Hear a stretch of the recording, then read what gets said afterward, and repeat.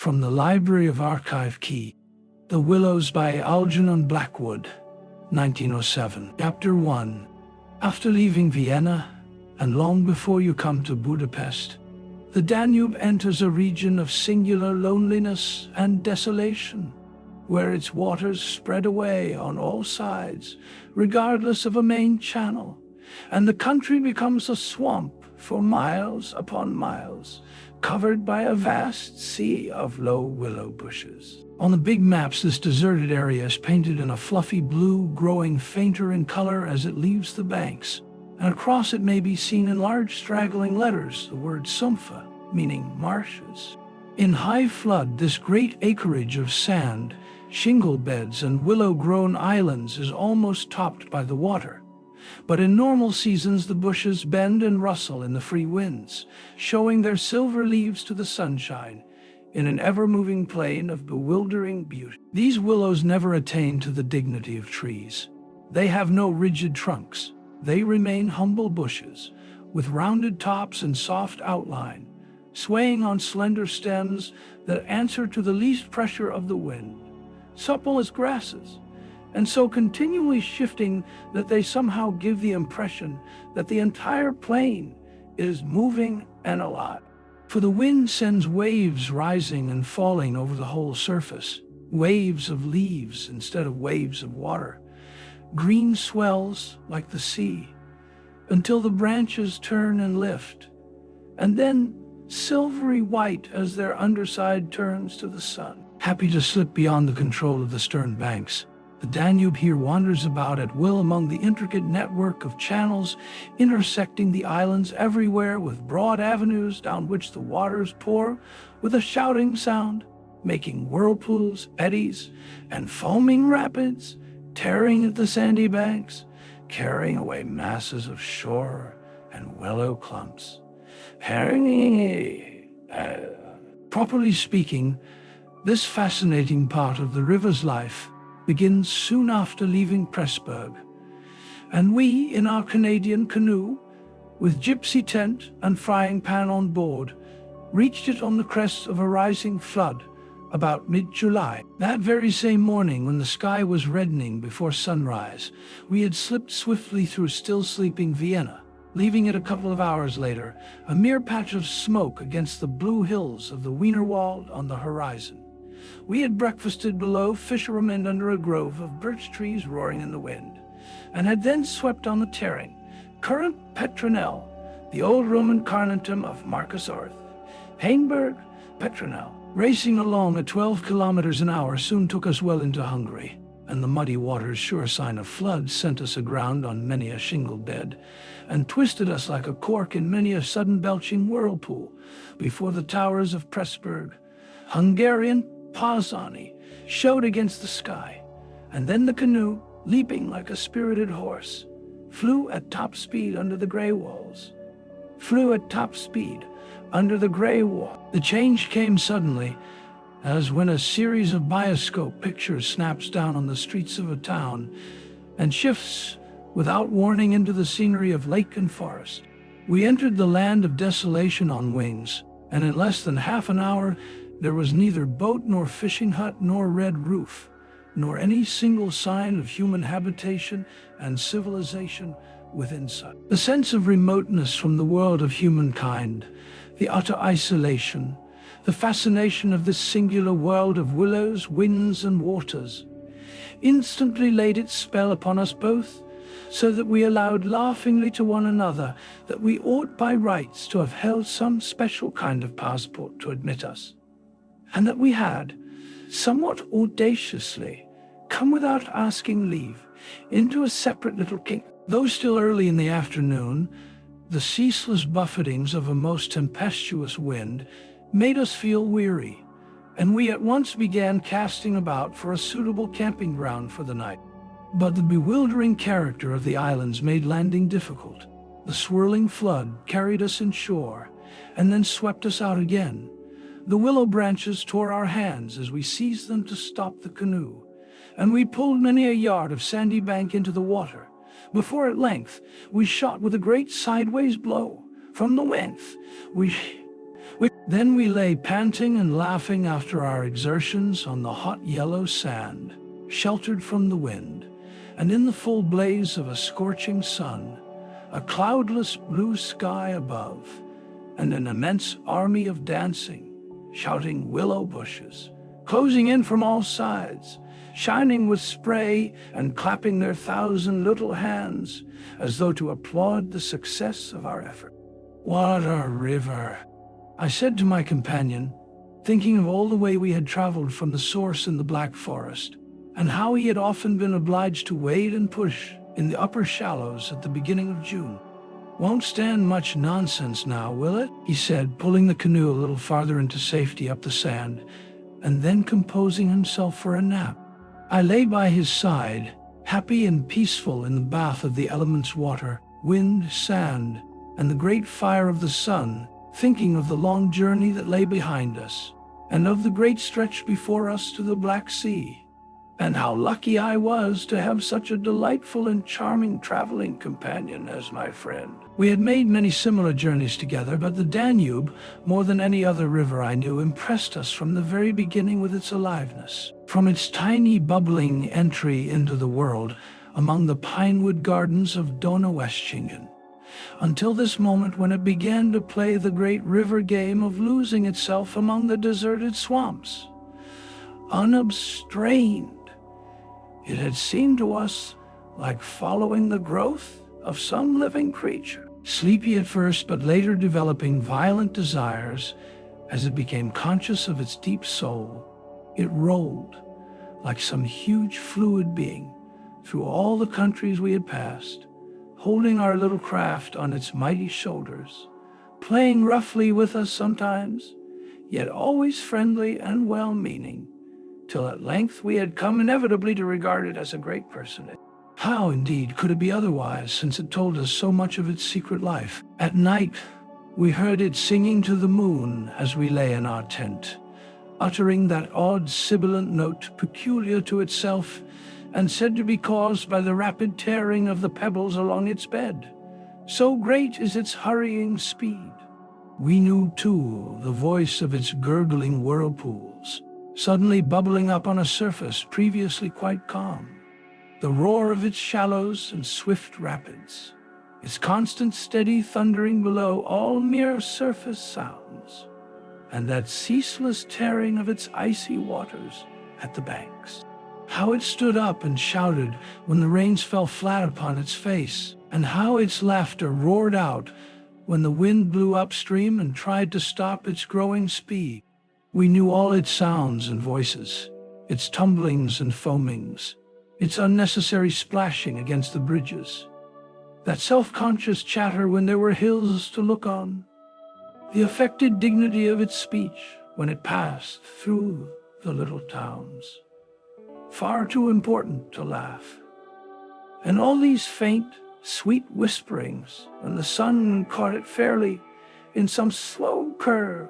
It was full of tricks, too, in its early life before the great world knew it. There were places in the upper reaches among the Swabian forests, when yet the first whispers of its destiny had not reached it, where it elected to disappear through holes in the ground, to appear again on the other side of the porous limestone hills, and start a new river with another name, leaving, too, so little water in its own bed that we had to climb out and wade and push the canoe through miles of shallows. And a chief pleasure in those early days of its irresponsible youth was to lie low, like Brer Fox, just before the little turbulent tributaries came to join it from the Alps, and to refuse to acknowledge them when in, but to run for miles side by side, the dividing line well marked. The very level is different, the Danube utterly declining to recognize the newcomer. Below Passau, however, it gave up this particular trick, for there the Inn comes in with a thundering power impossible to ignore, and so pushes and incommodes the parent river that there is hardly room for them in the long twisting gorge that follows, and the Danube is shoved this way and that against the cliffs, and forced to hurry itself with great waves and much dashing to and fro in order to get through in time. And during the fight, our canoe slipped down from its shoulder to its breast, and had the time of its life among the struggling waves. But the inn taught the old river a lesson, and after Paso it no longer pretended to ignore new arrivals. This was many days back, of course, and since then we had come to know other aspects of the great creature. And across the Bavarian wheat plain of Centrabing she wandered so slowly under the blazing June sun that we could well imagine only the surface inches were water, while below there moved, concealed as by a silken mantle, a whole army of undines, passing silently. Much too we forgave her because of her friendliness to the birds and animals that haunted the shores. Cormorants lined the banks in lonely places in rows like short black palings. Gray crows crowded the shingle beds. Storks stood fishing in the vistas of shallower water that opened up between the islands, and hawks, swans, and marsh birds of all sorts filled the air with glinting wings and singing petulant cries. It was impossible to feel annoyed with the river's vagaries after seeing a deer leap with a splash into the water at sunrise and swim past the bows of the canoe. And often we saw fawns peering at us from the underbrush, or looked straight into the brown eyes of a stag as we charged full tilt round a corner and entered another reach of the river. Foxes, too, everywhere haunted the banks, tripping daintily among the driftwood, and disappearing so suddenly that it was impossible to see how they managed it. But now, after leaving Pressburg, everything changed a little, and the Danube became more serious. It ceased trifling. It was halfway to the Black Sea, within seeming distance almost of other, stranger countries where no tricks would be permitted or understood. It became suddenly grown up and claimed our respect and even our awe. It broke out into three arms, for one thing, that only met again 100 kilometers farther down, and for a canoe there were no indications which one was intended to be followed.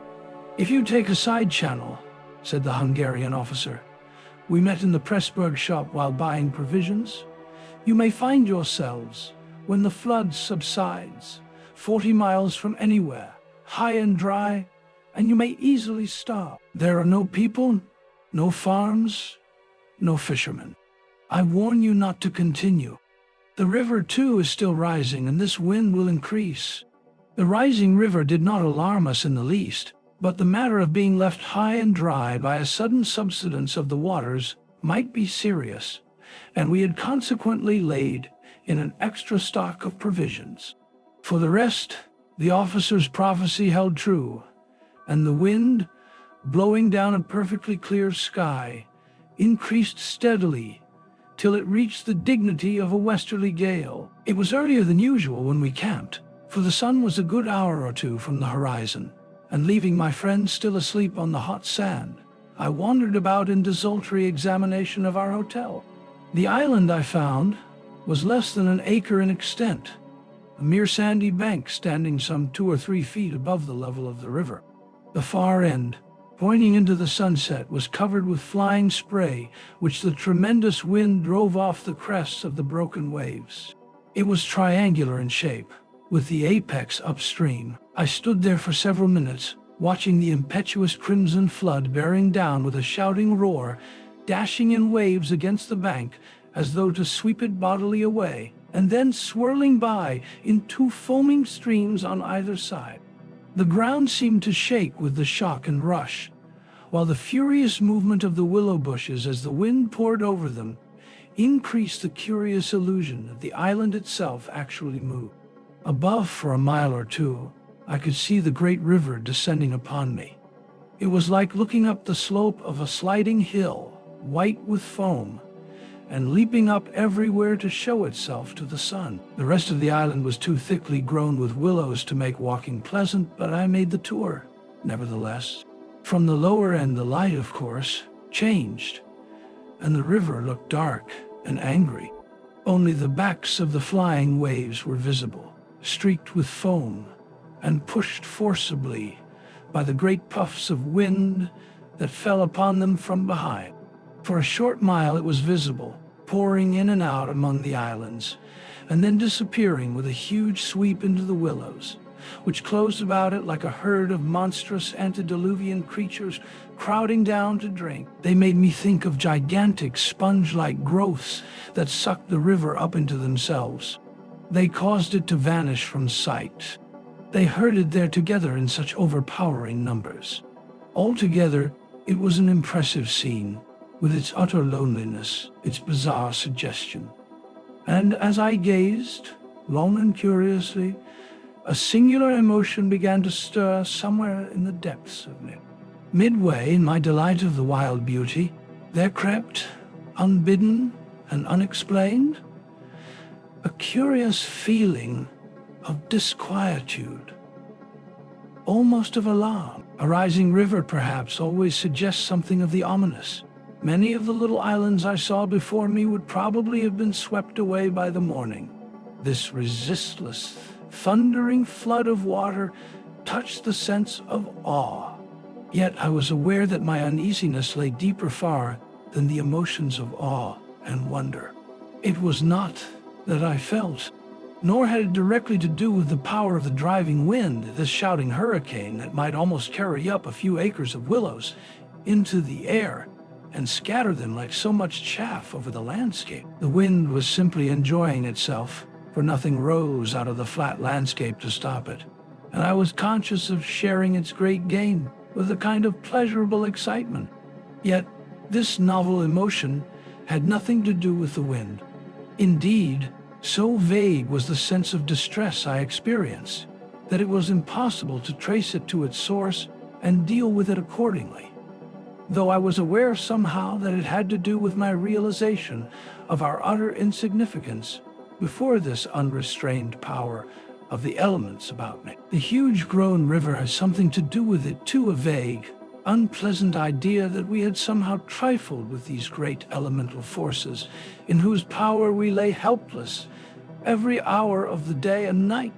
For here, indeed, they were gigantically at play together, and the sight appealed to the imagination. But my emotion, so far as I could understand it, seemed to attach itself more particularly to the willow bushes, to these acres and acres of willows, crowding so thickly growing there, swarming everywhere the eye could reach, pressing upon the river as though to suffocate it, standing in dense array, mile after mile beneath the sky, watching, waiting. And apart quite from the elements, the willows connected themselves subtly with my malaise, attacking the mind insidiously somehow by reason of their vast numbers, and contriving in some way or other to represent to the imagination a new and mighty power. A power, moreover, not altogether friendly to us. Great revelations of nature, of course, never fail to impress in one way or another, and I was no stranger to moods of the kind. Mountains overweigh and oceans terrify, while the mystery of great forests exercises a spell peculiarly its own. But all these, at one point or another, somewhere link on intimately with human life and human experience. They stir comprehensible, even if alarming, emotions. They tend on the whole to exalt. With this multitude of willows, however, it was something far different, I felt. Some essence emanated from them that besieged the heart. A sense of awe awakened, true, but of awe touched somewhere by a vague terror. Their serried ranks, growing everywhere darker about me as the shadows deepened, moving furiously yet softly in the wind, woke in me the curious and unwelcome suggestion that we had trespassed here upon the borders of an alien world, a world where we were intruders, a world where we were intruders, a world where we were not wanted to remain. The feeling, however, though it refused to yield its meaning entirely to analysis, did not at the time trouble me by passing into menace.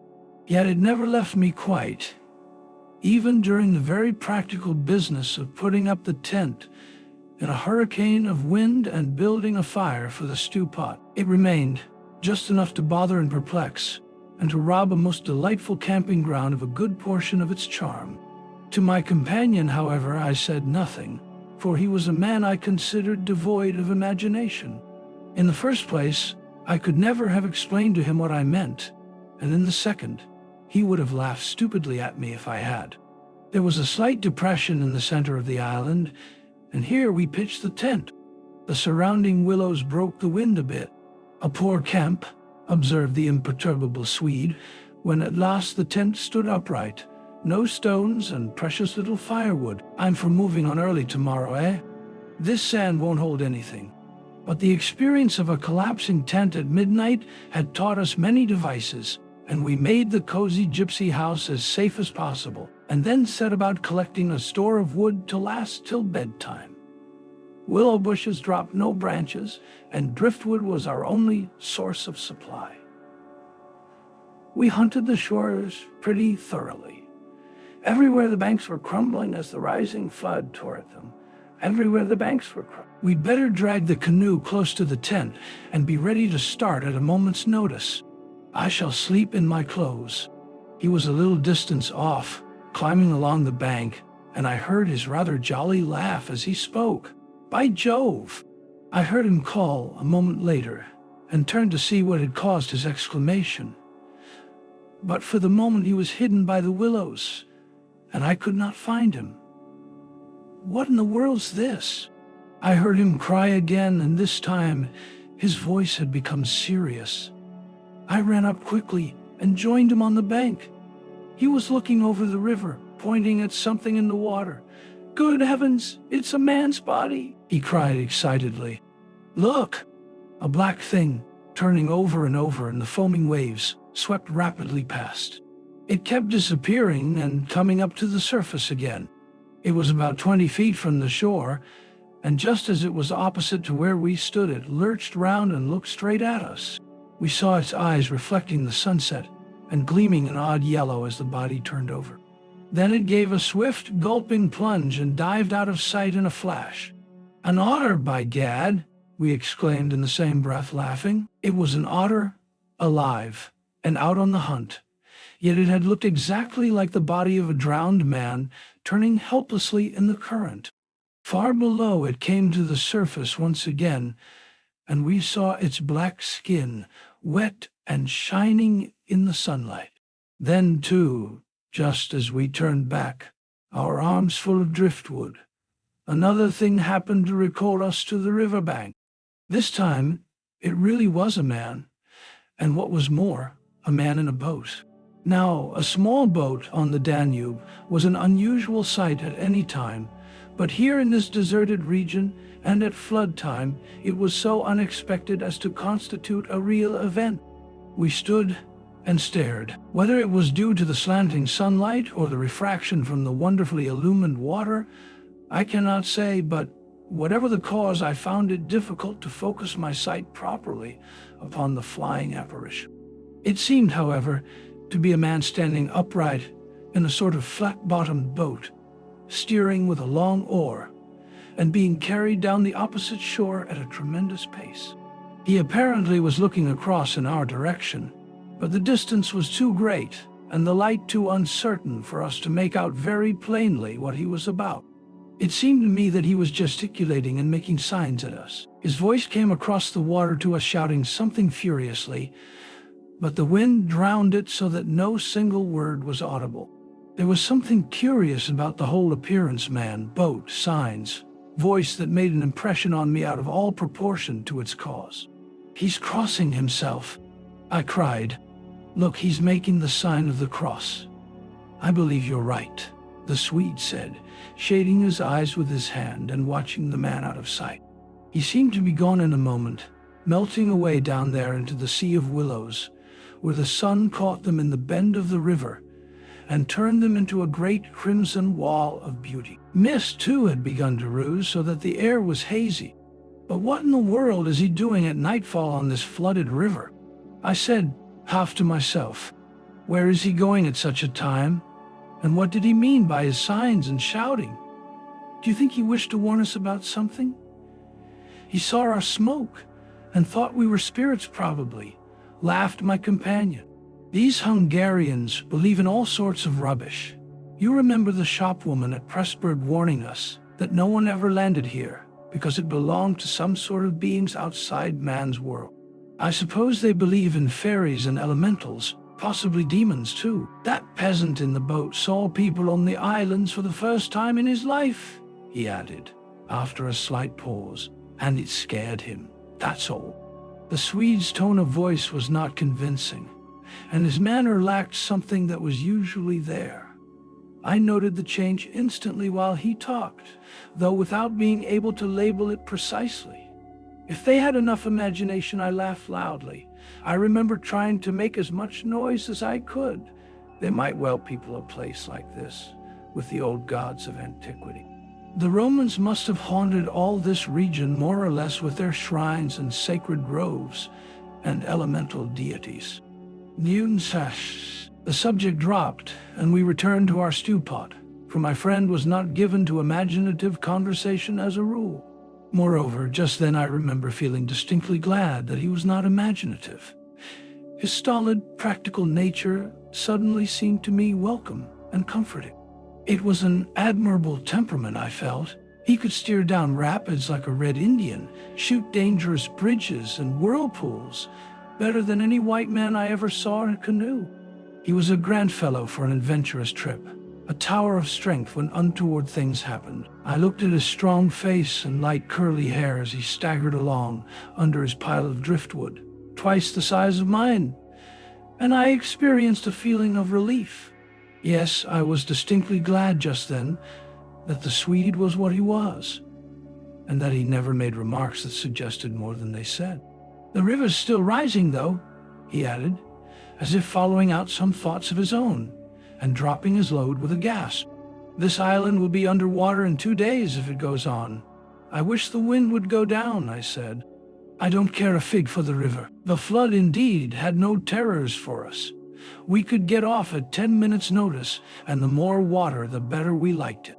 It meant an increasing current and the obliteration of the treacherous shingle beds that so often threatened to tear the bottom out of our canoe. Contrary to our expectations, the wind did not go down with the sun. It seemed to increase with the darkness howling overhead and shaking the willows round us like straws. Curious sounds accompanied it sometimes, like the explosion of heavy guns, and it fell upon the water and the island in great flat blows of immense power. It made me think of the sounds a planet must make, could we only hear it, driving along through space. But the sky kept wholly clear of clouds, and soon after supper the full moon rose up in the east and covered the river and the plain of shouting willows with a light like the day. We lay on the sandy patch beside the fire, smoking, listening to the noises of the night round us, and talking happily of the journey we had already made, and of our plans ahead. The map lay spread in the door of the tent, but the high wind made it hard to study, and presently we lowered the curtain and extinguished the lantern. The firelight was enough to smoke and see each other's faces by, and the sparks flew about overhead like fireworks. A few yards beyond, the river gurgled and hissed, and from time to time, a heavy splash announced the falling away of further portions of the bank. Our talk, I noticed, had to do with the faraway scenes and incidents of our first camps in the Black Forest, or of other subjects altogether remote from the present setting, for neither of us spoke of the actual moment more than was necessary, almost as though we had agreed tacitly to avoid discussion of the camp and its incident. Neither the otter nor the boatman, for instance, received the honor of a single mention, though ordinarily these would have furnished discussion for the greater part of the evening. They were, of course, distinct events in such a place. The scarcity of wood made it a business to keep the fire going, for the wind that drove the smoke in our faces wherever we sat helped at the same time to make a forced draft. We took it in turn to make some foraging expeditions into the darkness, and the quantity the Swede brought back always made me feel that he took an absurdly long time finding it. For the fact was, I did not care much about being left alone. And yet it always seemed to be my turn to grub about among the bushes, or scramble along on the slippery banks. The long day's battle with wind and water, such wind and such water, had tired us both, and an early bed was the obvious program. Yet neither of us made the move for the tent. We lay there, tending the fire, talking in desultory fashion, peering about us into the dense willow bushes, and listening to the thunder of wind and river. The loneliness of the place had entered our very bones, and silence seemed natural, for after a bit the sound of our voices became a trifle unreal and forced. Whispering would have been the fitting mode of communication, I felt, and the human voice, always rather absurd amid the roar of the elements, now carried with it something almost illegitimate. It was like talking out loud in church or in some place where it was not lawful, perhaps not quite safe, to be overheard. The eeriness of this lonely island, set among a million willows, swept by a hurricane, and surrounded by hurrying deep waters, touched us both, I fancy. Untrodden by man, almost unknown to man, it lay there beneath the moon, remote from human influence, on the frontier of another world. An alien world, a world tenanted by willows only, and the souls of willows. And we, in our rashness, had dared to invade it, even to make use of it. Something more than the power of its mystery stirred in me as I lay on the sand, feet to fire, and peered up through the leaves at the stars. For the last time I rose to get firewood. When this has burnt up, I said firmly, I shall turn in. And my companion watched me lazily as I moved off into the surrounding shadows. For an unimaginative man, I thought he seemed unusually receptive that night, unusually open to suggestion of things other than sensory. He, too, was touched by the beauty and loneliness of the place. I was not altogether pleased, I remember, to recognize this slight change in him, and instead of immediately collecting sticks, I made my way to the far point of the island, where the moonlight on plain and river could be seen to better advantage. The desire to be alone had come suddenly upon me. My former dread returned in force. There was a vague feeling in me I wished to face and probe to the bottom. When I reached the point of sand jutting out among the waves, the spell of the place descended upon me with a positive shock. No mere scenery could have produced such an effect. There was something more here, something to alarm. I gazed across the waste of wild waters. I watched the whispering willows. I heard the ceaseless beating of the tireless wind, and one and all, each in its own way, stirred in me the sensation of a strange distress. But the willows especially. Forever they went on chattering and talking among themselves, laughing a little, shrilly crying out, sometimes sighing, but what it was they made so much to do about belonged to the secret life of the great plain they inhabited, and it was utterly alien to the world I knew, or to that of the wild yet kindly elements. They made me think of a host of beings from another plane of life, another evolution altogether, perhaps, all discussing a mystery known only to themselves. I watched them moving busily together, oddly shaking their big, bushy heads, twirling their myriad leaves. Even when there was no wind, they moved of their own will as though alive, and they touched, by some incalculable method, my own keen sense of the horrible. There they stood in the moonlight, like a vast army surrounding our camp, shaking their innumerable silver spears defiantly, formed all ready for an attack. The psychology of places, for some imaginations at least, is very vivid. For the wanderer, especially, camps have their note either of welcome or rejection. At first, it may not always be apparent, because the busy preparations of tent and cooking prevent. But with the first pause after supper, usually it comes and announces itself. And the note of this willow camp now became unmistakably plain to me. We were interlopers, trespassers. We were not welcome. The sense of unfamiliarity grew upon me as I stood there watching.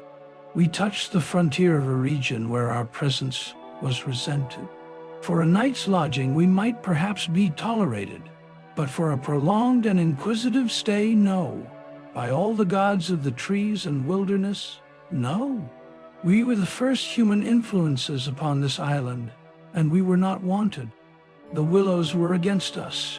Strange thoughts like these, bizarre fancies, born I know not whence, found lodgment in my mind as I stood listening. What, I thought, if, after all, these crouching willows proved to be alive?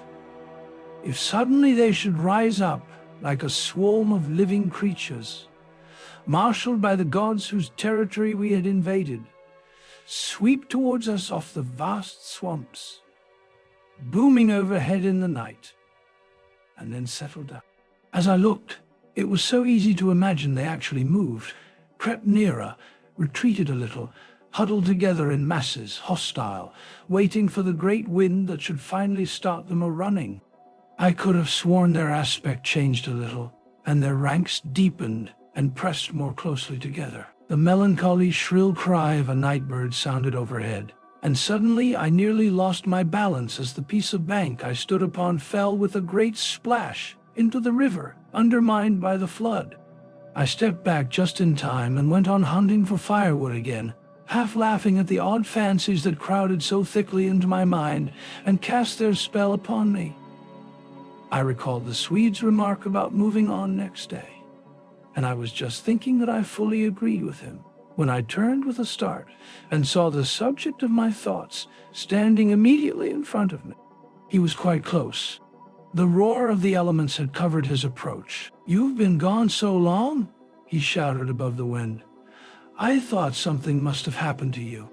But there was that in his tone, and a certain look in his face as well, that conveyed to me more than his usual words.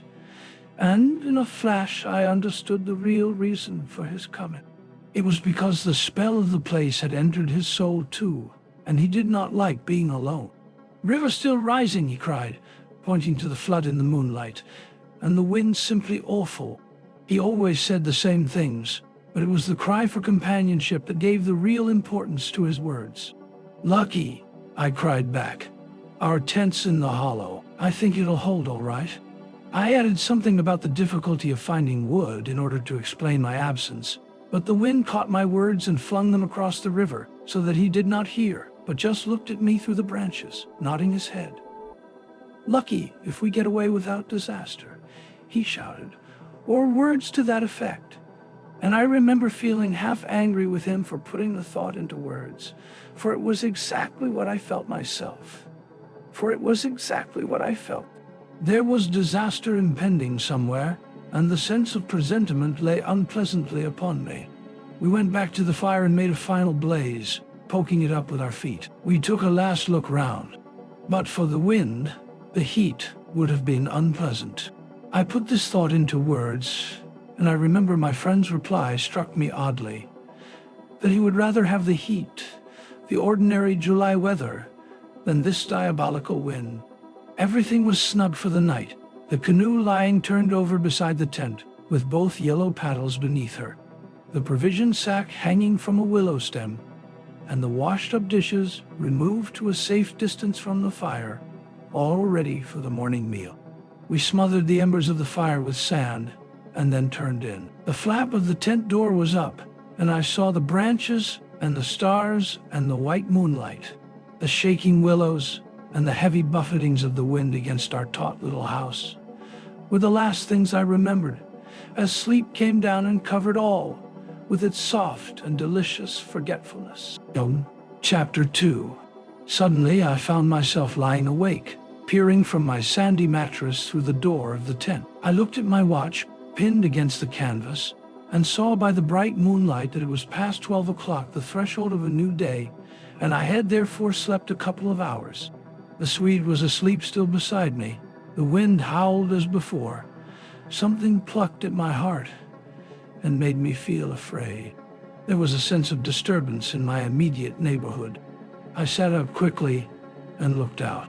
The trees were swaying violently to and fro as the gusts smote them, but our little bit of green canvas lay snugly safe in the hollow, for the wind passed over it without meeting enough resistance to make it vicious. The feeling of disquietude did not pass, however, and I crawled quietly out of the tent to see if our belongings were safe. I moved carefully so as not to waken my companion. A curious excitement was on me. I was halfway out, kneeling on all fours, when my eye first took in that the tops of the bushes opposite, with their moving tracery of leaves, made shapes against the sky. I sat back on my haunches and stared. It was incredible, surely, but there, opposite and slightly above me, were shapes of some indeterminate sort among the willows, and as the branches swayed in the wind, they seemed to group themselves about these shapes, forming a series of monstrous outlines that shifted rapidly beneath the moon. Close, about 50 feet in front of me, I saw these things.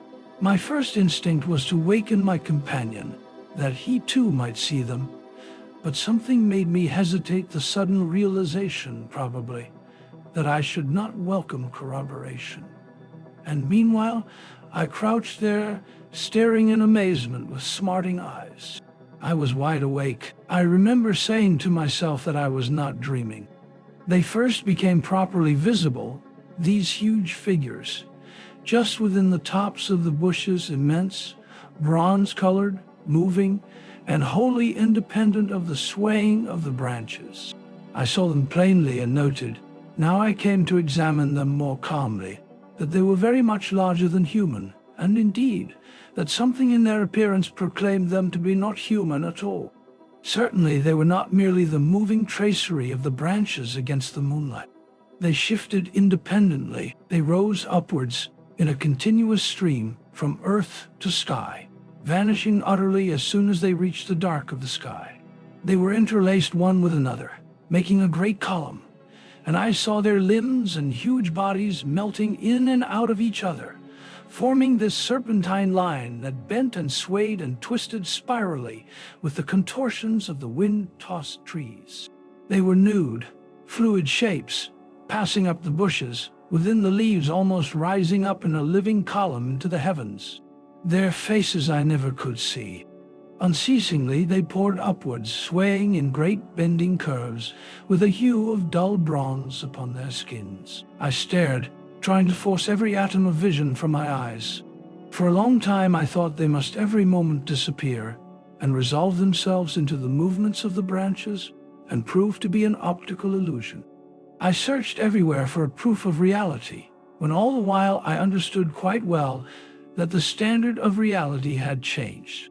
For the longer I looked, the more certain I became that these figures were real and living, though perhaps not according to the standards that the camera and the biologist would insist upon. Far from feeling fear, I was possessed with a sense of awe and wonder such as I have never known. I seemed to be gazing at the personified elemental forces of this haunted and primeval region. Our intrusion had stirred the powers of the place into activity.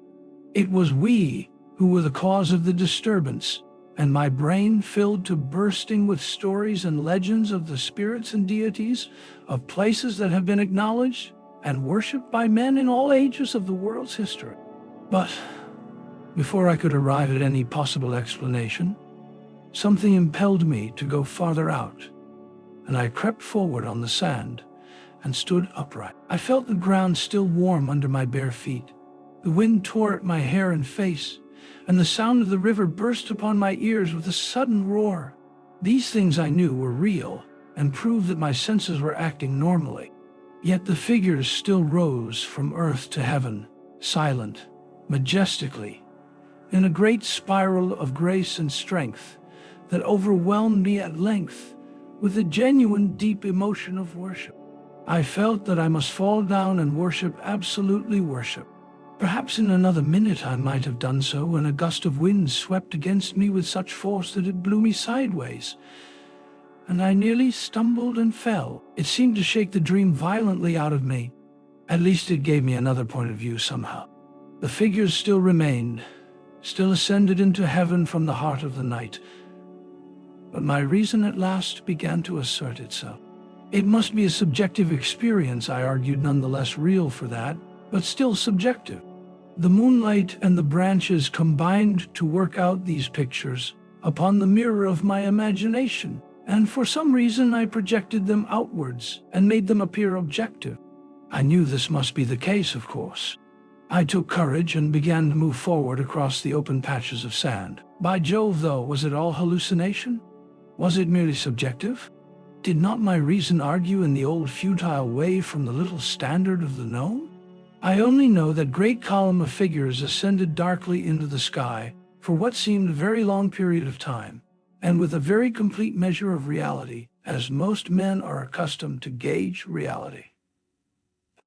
Then suddenly they were gone, and once they were gone, and the immediate wonder of their great presence had passed, fear came down upon me with a cold rush. The esoteric meaning of this lonely and haunted region suddenly flamed up within me, and I began to tremble dreadfully. I took a quick look round, a look of horror that came near to panic, calculating vainly ways of escape. And then, realizing how helpless I was to achieve anything really effective, I crept back silently into the tent and lay down again upon my sandy mattress, first lowering the door curtain to shut out the sight of the willows in the moonlight, and then burying my head as deeply as possible beneath the blankets to deaden this. Chapter 3. As though further to convince me that I had not been dreaming, I remember that it was a long time before I fell again into a troubled and restless sleep. And even then, only the upper crust of me slept, and underneath there was something that never quite lost consciousness, but lay alert and on the watch. But this second time I jumped up with a genuine start of terror. It was neither the wind nor the river that woke me, but the slow approach of something that caused the sleeping portion of me to grow smaller and smaller, till at last it vanished altogether, and I found myself sitting bolt upright listening. Outside there was a sound of multitudinous little patterings. They had been coming, I was aware, for a long time, and in my sleep they had first become audible. I sat there nervously wide awake as though I had not slept at all. It seemed to me that my breathing came with difficulty, and that there was a great weight upon the surface of my body. In spite of the hot night, I felt clammy with cold and shivered. Something surely was pressing steadily against the sides of the tent and weighing down upon it from above. Was it the body of the wind? Was this the pattering rain, the dripping of the leaves? The spray blown from the river by the wind and gathering in big drops? I thought quickly of a dozen things. Then suddenly the explanation leaped into my mind. A bough from the poplar, the only large tree on the island, had fallen with the wind. Until, half caught by the other branches, it would fall with the next gust and crush us, and meanwhile its leaves brushed and tapped upon the tight canvas surface of the tent. I raised a loose flap and rushed out, calling to the Swede to follow. But when I got out and stood upright, I saw that the tent was free. There was no hanging bough. There was no rain or spray. Nothing approached.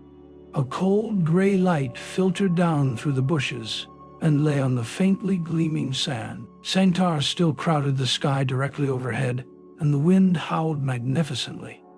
But the fire no longer gave out any glow, and I saw the east reddening in streaks through the trees.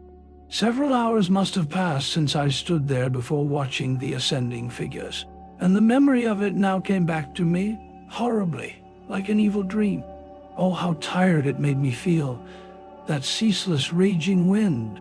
Yet, though the deep lassitude of a sleepless night was on me, my nerves were tingling with the activity of an equally tireless apprehension, and all idea of repose was out of the question. The river I saw had risen further. Its thunder filled the air, and a fine spray made itself felt through my thin sleeping shirt. Yet nowhere did I discover the slightest evidence of anything to cause alarm. This deep, prolonged disturbance in my heart remained wholly unaccounted for. My companion had not stirred when I called him, and there was no need to waken him now. I looked about me carefully, noting everything.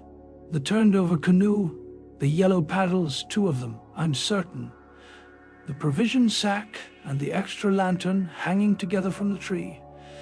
and crowding everywhere about me, enveloping all, the willows, those endless, shaking willows. A bird uttered its morning cry, and a string of duck passed with whirring flight overhead in the twilight. The sand whirled, dry and stinging, about my bare feet in the wind. I walked round the tent and then went out a little way into the bush, so that I could see across the river to the farther landscape, and the same profound yet indefinable emotion of distress seized upon me again as I saw the interminable sea of bushes stretching to the horizon, looking ghostly and unreal in the wan light of dawn. I walked softly here and there, still puzzling over that odd sound of infinite pattering and of that pressure upon the tent that had wakened me. It must have been the wind. I reflected the wind bearing upon the loose, hot sand, driving the dry particles smartly against the taut canvas, the wind dropping heavily upon our fragile roof. Yet all the time my nervousness and malaise increased appreciably. I crossed over to the farther shore and noted how the coastline had altered in the night, and what masses of sand the river had torn away. I dipped my hands and feet into the cool current and bathed my forehead. Already there was a glow of sunrise in the sky and the exquisite freshness of coming day. On my way back, I passed purposely beneath the very bushes where I had seen the column of figures rising into the air, and midway among the clumps, I suddenly found myself overtaken by a sense of vast terror. From the shadows, a large figure went swiftly by. Someone passed me as sure as ever man did. It was a great staggering blow from the wind that helped me forward again, and once out in more open space, the sense of terror diminished strangely. The winds were about and walking, I remember saying to myself, for the winds often move like great presences under the trees. And altogether the fear that hovered about me was such an unknown and immense kind of fear, so unlike anything I had ever felt before, that it woke a sense of awe and wonder in me that did much to counteract its worst effects. And when I reached a high point in the middle of the island from which I could see the wide stretch of river, crimson in the sunrise, the whole magical beauty of it all was so overpowering that a sort of will yearning. But this cry found no expression, for as my eyes wandered from the plain beyond to the island round me and noted our little tent half hidden among the willows, a dreadful discovery leaped out at me, compared to which my terror of the walking winds seemed as nothing at all. For a change, I thought, had somehow come about in the arrangement of the landscape. It was not that my point of vantage gave me a different view, but that an alteration had apparently been effected in the relation of the tent to the willows, and of the willows to the tent. Surely the bushes now crowded much closer, unnecessarily, unpleasantly close. They had moved nearer, creeping with silent feet over the shifting sands, drawing imperceptibly nearer by soft, unhurried movements. The willows had come closer during the night, but had the wind moved them, or had they moved of themselves? I recalled the sound of infinite small patterings and the pressure upon the tent and upon my own heart that caused me to wake in terror. I swayed for a moment in the wind like a tree, finding it hard to keep my upright position on the sandy hillock. There was a suggestion here of personal agency, of deliberate intention, of aggressive hostility, and it terrified me into a sort of rigidity. Then the reaction followed quickly. The idea was so bizarre, so absurd that I felt inclined to laugh. But the laughter came no more readily than the cry, for the knowledge that my mind was so receptive to such dangerous imaginings brought the additional terror that it was through our minds and not through our physical bodies that the attack would come, and was coming. The wind buffeted me about, and very quickly, it seemed, the sun came up over the horizon, for it was after 4 o'clock, and I must have stood on that little pinnacle of sand longer than I knew, afraid to come down to close quarters with the willows. I returned quietly, creepily, to the tent, first taking another exhaustive look round, and yes, I confess it, making a few measurements. I paced out on the warm sand, the distances between the willows and the tent, making a note of the shortest distance particularly. I crawled stealthily into my blankets. My companion, to all appearances, still slept soundly, and I was glad that this was so. Provided my experiences were not corroborated, I could find strength somehow to deny them, perhaps.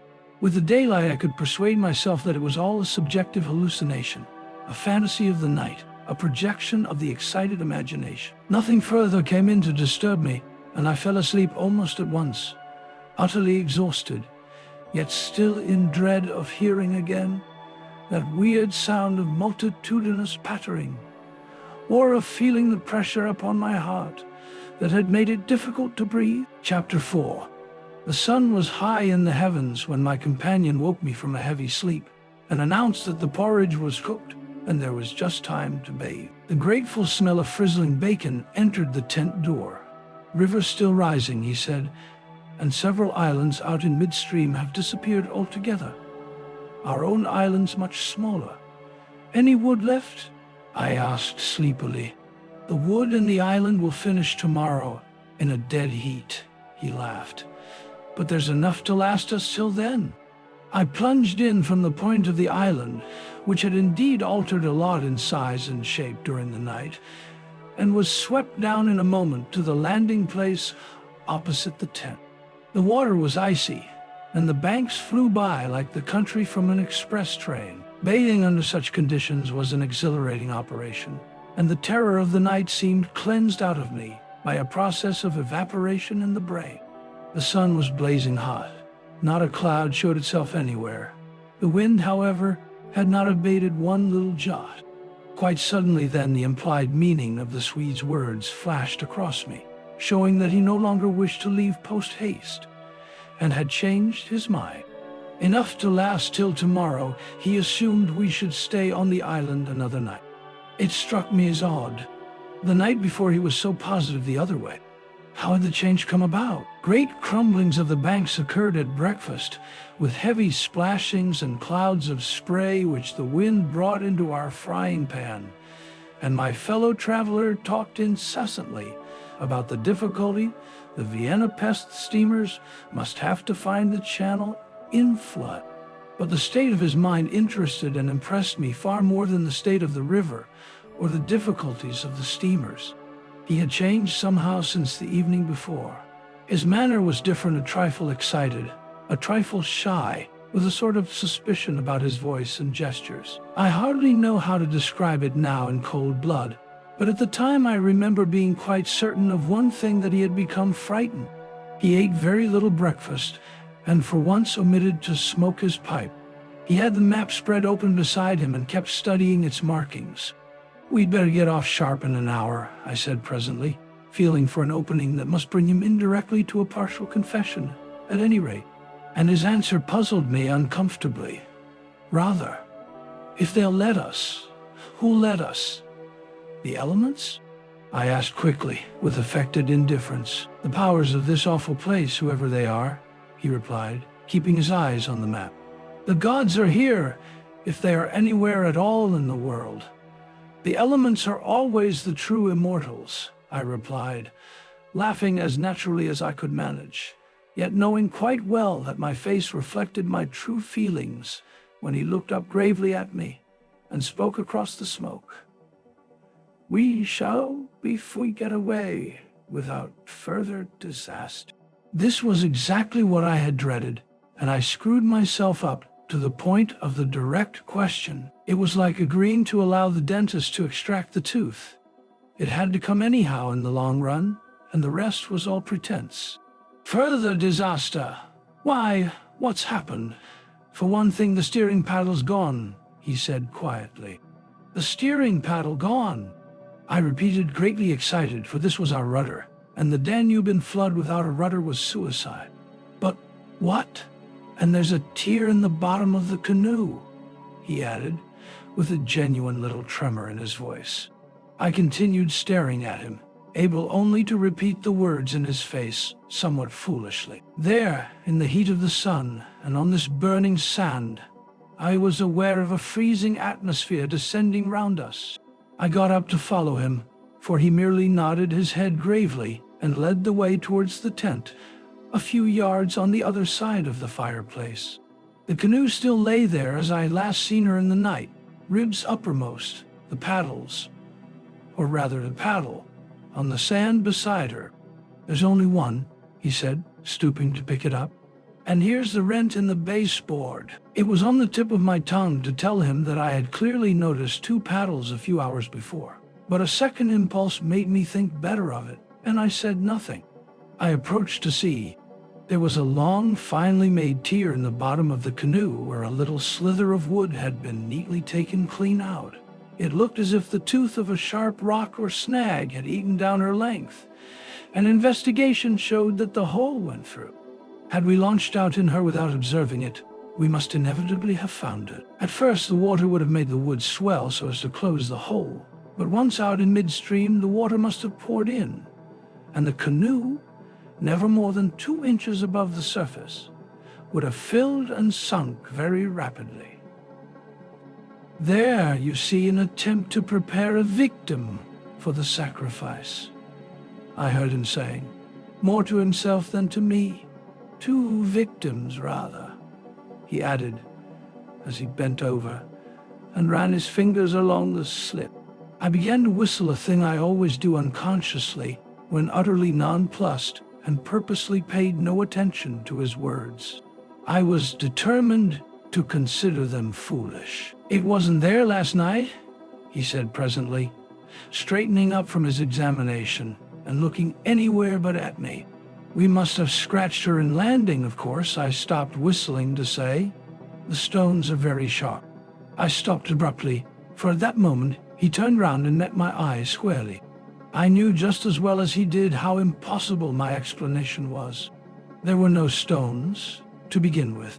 "And then there's this to explain too," he added quietly, handing me the paddle and pointing to the blade. A new and curious emotion spread freezingly over me as I took and examined it. The blade was scraped down all over, beautifully scraped, as though someone had sandpapered it with care, making it so thin that the first vigorous stroke must have snapped it off at the elbow. "One of us walked in his sleep and did this thing," I said feebly. Or it has been filed by the constant stream of sand particles blown against it by the wind, perhaps." "Ah," said the Swede, turning away, laughing a little. "You can explain everything. The same wind that caught the steering paddle and flung it so near the bank that it fell in with the next lump that crumbled." I called out after him, absolutely determined to find an explanation for everything he showed me. "I see," he shouted back, turning his head to look at me before disappearing among the willow bushes. Once alone with these perplexing evidences of personal agency, I think my first thoughts took the form of one of us must have done this thing, and it certainly was not I. But my second thought decided how impossible it was to suppose, under all the circumstances, that either of us had done it. That my companion, the trusted friend of a dozen similar expeditions, could have knowingly had a hand in it, was a suggestion not to be entertained for a moment. Equally absurd seemed the explanation that this imperturbable and densely practical nature had suddenly become insane, and was busied with insane purposes. Yet the fact remained that what disturbed me most and kept my fear actively alive even in this blaze of sunshine and wild beauty was the clear certainty that some curious alteration had come about in his mind, that he was nervous, timid, suspicious, aware of goings-on he did not speak about, watching a series of secret and hitherto unmentionable events waiting, in a word, for a climax that he expected, and I thought expected. This grew up in my mind intuitively, I hardly knew how. I made a hurried examination of the tent and its surroundings, but the measurements of the night remained the same. There were deep hollows formed in the sand I now noticed for the first time, basin-shaped and of various depths and sizes, varying from that of a teacup to a large bowl. The wind, no doubt, was responsible for these miniature craters, just as it was for lifting the paddle and tossing it towards the water. The rent in the canoe was the only thing that seemed quite inexplicable, and after all, it was conceivable that a sharp point had caught it when we landed. The examination I made of the shore did not assist this theory, but all the same I clung to it with that diminishing portion of my intelligence, which I called my reason. An explanation of some kind was an absolute necessity, just as some working explanation of the universe is necessary, however absurd, to the happiness of every individual who seeks to do his duty in the world and face the problems of life. The similars seemed to me at the time an exact parallel. I had once set the pitch melting, and presently the Swede joined me at the work. Though under the best conditions in the world, the canoe could not be safe for traveling till the following day. I drew his attention casually to the hollows in the sand. "Yes," he said, "I know. They're all over the island, but you can explain them, no doubt." "Wind, of course," I answered without hesitation. "Have you never watched those little whirlwinds in the street that twist and twirl everything into a circle? This sand's loose enough to yield, that's all." He made no reply, and we worked on in silence for a bit. I watched him surreptitiously all the time, and I had an idea he was watching me.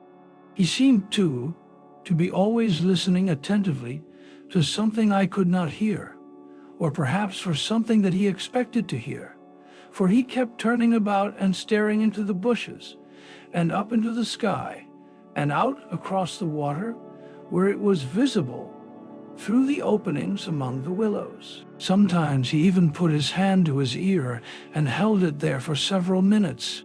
He said nothing to me, however, about it, and I asked no questions. And meanwhile, as he mended that torn canoe with the skill and address of a Red Indian, I was glad to notice his absorption in the work, for there was a vague dread in my heart that he would speak of the changed aspect of the willows. And if he had noticed that, my imagination could no longer be held a sufficient explanation of it.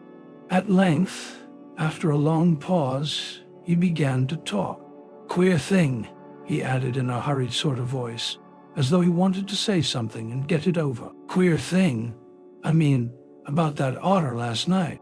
I had expected something so totally different that he caught me with surprise, and I looked up sharply. Shows how lonely this place is.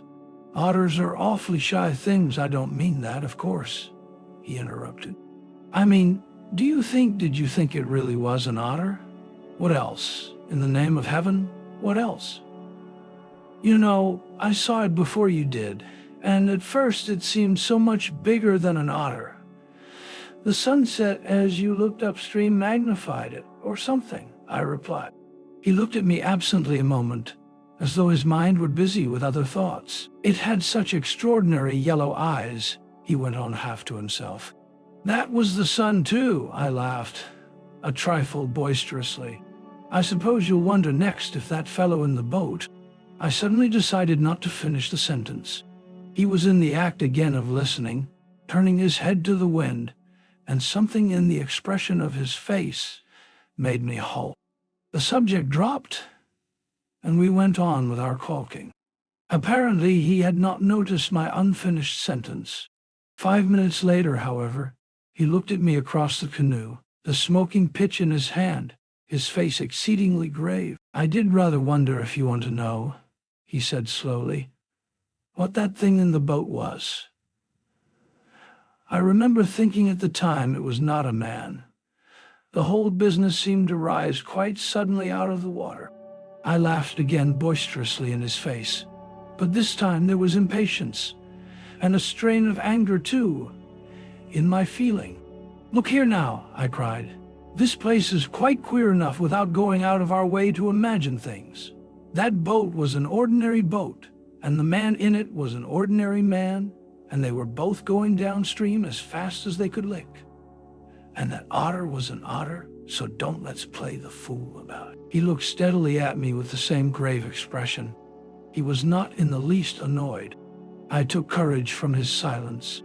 "And for heaven's sake," I went on, Don't keep pretending you hear things, because it only gives me the jumps, and there's nothing to hear but the river and this cursed old thundering wind."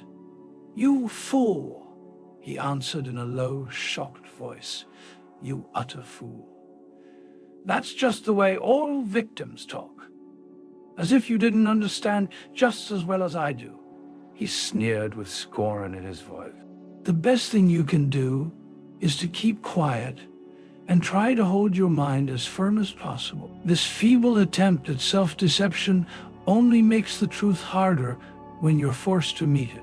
My little effort was over, and I found nothing more to say, for I knew quite well his words were true, and that I was the fool, not he. Up to a certain stage in the adventure, he kept ahead of me easily, and I think I felt annoyed to be out of it, to be thus proved less psychic, less sensitive than himself to these extraordinary happenings, and half ignorant all the time of what was going on under my very nose. He knew from the very beginning, apparently, but at the moment I wholly missed the point of his words about the necessity of there being a victim, and that we ourselves were destined to satisfy the want. I dropped all pretense thenceforward, but thenceforward likewise my fear increased steadily to the climax. "But you're quite right about one thing," he added, before the subject passed, "and that is that we're wiser not to talk about it, or even to think about it, because what one thinks finds expression in words, and what one says happens." That afternoon, while the canoe dried and hardened, we spent trying to fish, testing the leak, collecting wood, and watching the enormous flood of rising water.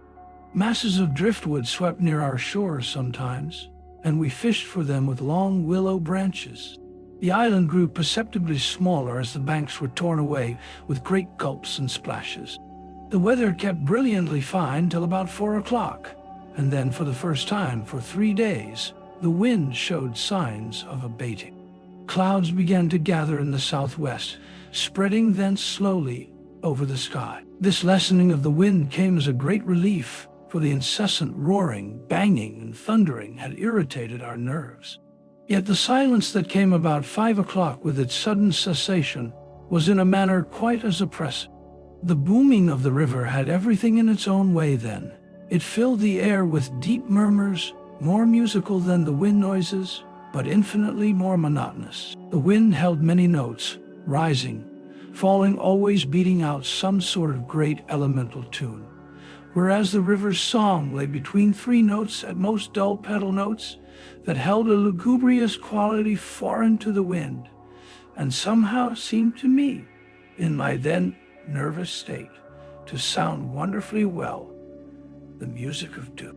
It was extraordinary, too, how the withdrawal suddenly of bright sunlight took everything out of the landscape that made for cheerfulness. And since this particular landscape had already managed to convey the suggestion of something sinister, the change, of course, was all the more unwelcome and noticeable. For me, I know, the darkening outlook became distinctly more alarming, and I found myself more than once calculating how soon after sunset the full moon would get up in the east, and whether the gathering clouds would greatly interfere with her lighting of the little island. With this general hush of the wind, though it still indulged in occasional brief gusts, the river seemed to me to grow blacker, the willows to stand more densely together. The latter, too, kept up a sort of independent movement of their own, rustling among themselves when no wind stirred, and shaking oddly from the roots upwards. When common objects in this way become charged with the suggestion of horror, they stimulate the imagination far more than things of unusual appearance. And these bushes, crowding huddled about us, assumed for me in the darkness a bizarre grotesquerie of appearance that lent to them somehow the aspect of purposeful and living creatures.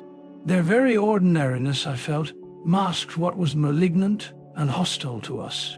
The forces of the region drew nearer with the coming of night.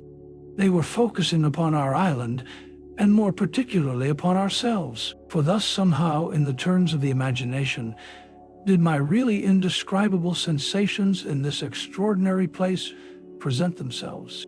I had slept a good deal in the early afternoon and had thus recovered somewhat from the exhaustion of a disturbed night, but this only served apparently to render me more susceptible than before to the obsessing spell of the haunting. I fought against it, laughing at my feelings as absurd and childish, with very obvious physiological explanations. Yet, in spite of every effort, they gained in strength upon me, so that I dreaded the night as a child lost in a forest must dread the approach of darkness. The canoe we had carefully covered with a waterproof sheet during the day, and the one remaining paddle had been securely tied by the Swede to the base of a tree, lest the wind should rob us of that too. From 5 o'clock onwards, I busied myself with the stew pot and preparations for dinner, it being my turn to cook that night. We had potatoes, onions, bits of bacon fat to add flavor, and a general thick residue from former stews at the bottom of the pot. With black bread broken up into it, the result was most excellent, and it was followed by a stew of plums with sugar and a brew of strong tea with dried milk. A good pile of wood lay close at hand, and the absence of wind made my duties easy. My companion sat lazily watching me, dividing his attentions between cleaning his pipe and giving useless advice, an admitted privilege of the off-duty man. He had been very quiet all the afternoon, engaged in recalking the canoe, strengthening the tent ropes, and fishing for driftwood while I slept. No more talk about undesirable things had passed between us, and I think his only remarks had to do with the gradual destruction of the island, which he declared was not fully a third smaller than when we first landed. The pot had just begun to bubble when I heard his voice calling to me from the bank, where he had wandered away without my noticing. I ran up. "Come and listen," he said, "and see what you make of it." He held his hand cupwise to his ear, as so often before. "Now do you hear anything?" he asked, watching me curiously. We stood there, listening attentively together. At first I heard only the deep note of the water and the hissings rising from its turbulent surface. The willows, for once, were motionless and silent. Then a sound began to reach my ears faintly, a peculiar sound, something like the humming of a distant gong. It seemed to come across to us in the darkness from the waste of swamps and willows opposite. It was repeated at regular intervals, but it was certainly neither the sound of a bell nor the hooting of a distant steamer. I can liken it to nothing so much as to the sound of an immense gong, suspended far up in the sky, repeating incessantly its muffled metallic note, soft and musical, as it was repeatedly struck. My heart quickened as I listened. "I've heard it all day," said my companion. "While you slept this afternoon, it came all round the island. I hunted it down, but could never get near enough to see to localize it correctly. Sometimes it was overhead, and sometimes it seemed under the water. Once or twice, too, I could have sworn it was not outside at all, but within myself. You know the way a sound in the fourth dimension is supposed to come." I was too much puzzled to pay much attention to his words. I listened carefully, striving to associate it with any known familiar sound I could think of, but without success. It changed in the direction too, coming nearer, and then sinking utterly away into remote distance. I cannot say that it was ominous in quality, because to me it seemed distinctly musical. Yet I must admit it set going a distressing feeling that made me wish I had never heard it. "The wind blowing in those sand funnels," I said, determined to find an explanation. "Or the bushes rubbing together after the storm, perhaps." "It comes off the whole swamp," my friend answered. "It comes from everywhere at once." He ignored my explanations. "It comes from the willow bushes somehow, but now the wind has dropped," I objected. "The willows can hardly make a noise by themselves, can they?" His answer frightened me, first because I had dreaded it, and secondly, because I knew intuitively it was true. "It is because the wind has dropped we now hear it. It was drowned before. It is the cry, I believe, of the four." I dashed back to my fire, warned by the sound of bubbling that the stew was in danger, but determined at the same time to escape further conversation. I was resolute if possible to avoid the exchanging of views. I dreaded, too, that he would begin about the gods, or the elemental forces, or something else disquieting. And I wanted to keep myself well in hand for what might happen later. There was another night to be faced before we escaped from this distressing place, and there was no knowing yet what it might bring forth. "Come and cut up bread for the pot," I called to him, vigorously stirring the appetizing mixture. That stew pot held sanity for us both, and the thought made me laugh. He came over slowly and took the provision sack from the tree, fumbling in its mysterious depths, and then emptying the entire contents upon the ground sheet at his feet. "Hurry up!" I cried. "It's boiling." The Swede burst out into a roar of laughter that startled me. It was forced laughter, not artificial exactly, but mirthless. "There's nothing here!" he shouted, holding his sides. "Bread, I mean. It's gone. There is no bread. They've taken it." I dropped the long spoon and ran up. Everything the sack had contained lay upon the ground sheet, but there was no loaf. The whole dead weight of my growing fear fell upon me and shook me. Then I burst out laughing too. It was the only thing to do, and the sound of my laughter also made me understand his. The stain of psychical pressure caused it, this explosion of unnatural laughter in both of us. It was an effort of repressed forces to seek relief. It was a temporary safety valve, and with both of us, it ceased quite suddenly. "How criminally stupid of me!" I cried, still determined to be consistent and find an explanation. "I clean forgot to buy a loaf at Pressburg. That chattering woman put everything out of my head, and I must have left it lying on the counter, or the oatmeal, too, is much less than it was this morning." The Swede interrupted. Why in the world need he draw attention to it? I thought angrily. "There's enough for tomorrow," I said, stirring vigorously, "and we can get lots more at Comorn or Gran. In 24 hours we shall be miles from here." "I hope so to God," he muttered, putting the things back into the sack. "Unless we're claimed first as victims for the sacrifice," he added with a foolish laugh. He dragged the sack into the tent for safety's sake, I suppose, and I heard him mumbling to himself, but so indistinctly that it seemed quite natural for me to ignore his words. Our meal was beyond question a gloomy one, and we ate it almost in silence, avoiding one another's eyes and keeping the fire bright. Then we washed up and prepared for the night, and once smoking, our minds unoccupied with any definite duties, the apprehension I had felt all day long became more and more acute. It was not then active fear, I think, but the very vagueness of its origin distressed me far more than if I had been able to tick it and face it squarely.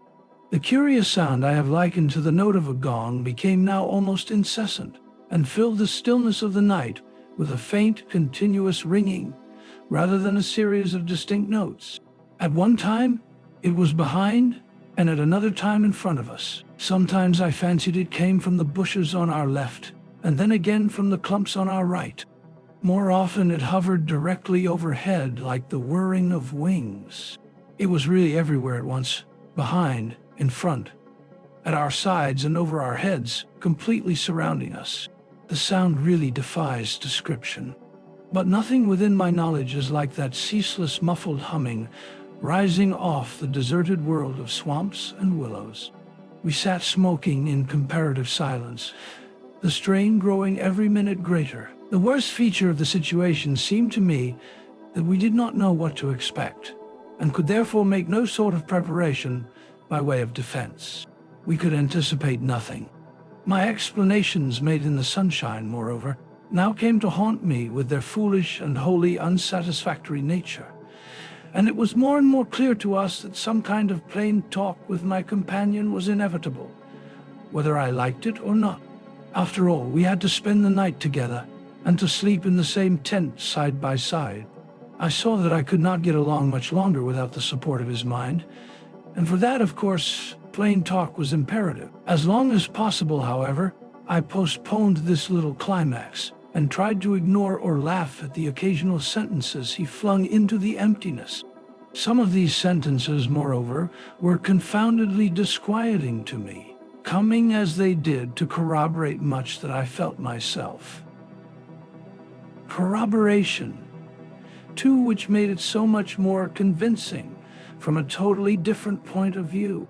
He composed such curious sentences and hurled them at me in such an inconsequential sort of way, as though his main line of thought was secret to himself, and these fragments were mere bits he found it impossible to digest. He got rid of them by uttering them. Speech relieved him. It was like being sick. There are things about us, I'm sure, that make for disorder, disintegration, destruction, our destruction. He said once, while the fire blazed between us, "We've strayed out of a safe line somewhere."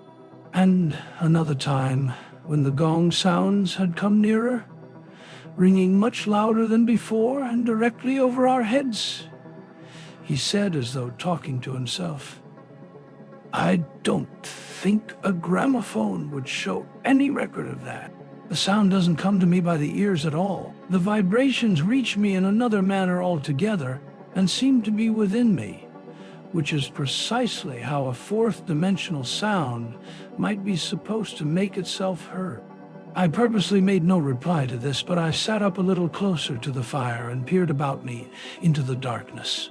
The clouds were massed all over the sky, and no trace of moonlight came through. Very still, too, everything was, so that the river and the frogs had things all their own way.